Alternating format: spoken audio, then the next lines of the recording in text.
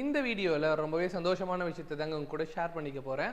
நம் திண்டிவனம் இன்ஸ்டாகிராம் பக்கத்தில் இப்போ 20,000க்கும் அதிகமான ஃபாலோவர்ஸை ரீச் பண்ணியிருக்கோங்க. அதுக்கு தாங்க இந்த வீடியோ.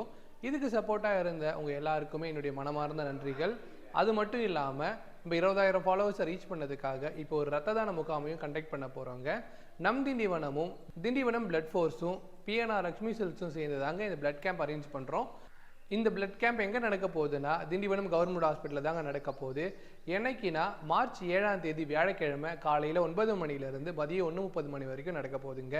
தானத்திலே சிறந்த தானங்கள் நிறைய இருக்குங்க. அதில் முக்கியமான தானம் ரத்த தானம்.